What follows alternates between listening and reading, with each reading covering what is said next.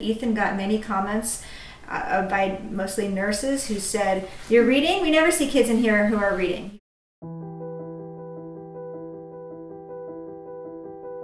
Well, he has acute lymphoblastic leukemia, which was diagnosed about 3 years ago in October. Leukemia is when some of your cells aren't really working, they're not really doing anything, and they keep splitting and splitting, creating more and more, so they kind of overpower the other cells, so there's too much of cells doing nothing.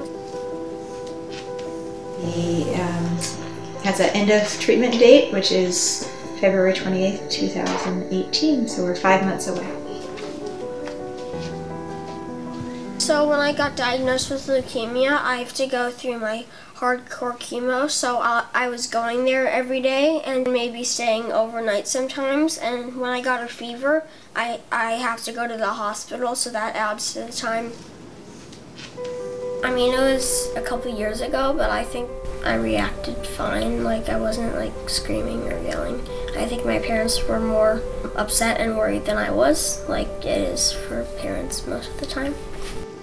It came as a shock when Ethan was first diagnosed. We thought he had symptoms of emotionality and fatigue, and then I don't even know how to verbalize it, but you're put into a different world, and it doesn't feel like we'll ever be back into what was our pre-cancer world. You just view everything differently. Life feels more fragile.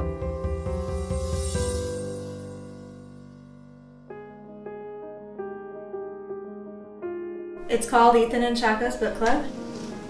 When I went to the hospital, books was a great thing for me because it would help me kind of escape from the library into a different world where none of this was happening. Wilson, your older brother, and now you.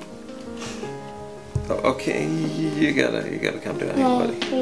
Yeah, we probably read aloud with our kids more than any family with kids this old. So I wanted other kids to be able to experience the power of books. So our first step is to get reading aloud going at the hospital. Our second step is to get books going in carts so kids can check them in and out. Then our final step is to build an actual library at the hospital. We've got some books, but we were not quite at the point yet. We're doing great, and we're getting lots of books in the mail and boxes. Last year they did book looks every night for a whole year, which they reviewed, but we reviewed books, and sometimes me and Caleb helped. That was our goal, to do that for 1 year every day. And Steve and I were like, once a week. And he's like, every day. Like, once a week. And he's like, every day. All right, you ready? Yeah. Okay, here we go. Hi everyone, I hope your October is off to a great start.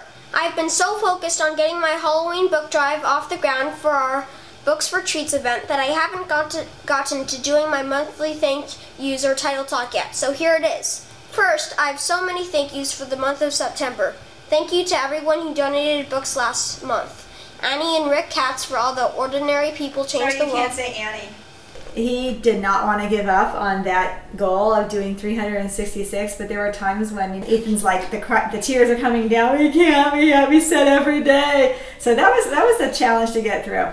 And we were glad when we were done, but he was pretty proud of it. But I'd say that was probably the biggest challenge. He's worked really hard for a kid his age, and he's done a good job, yeah. Did Ethan tell you his philosophy? No, he didn't. In your interview? Oh, he's got to get that in there.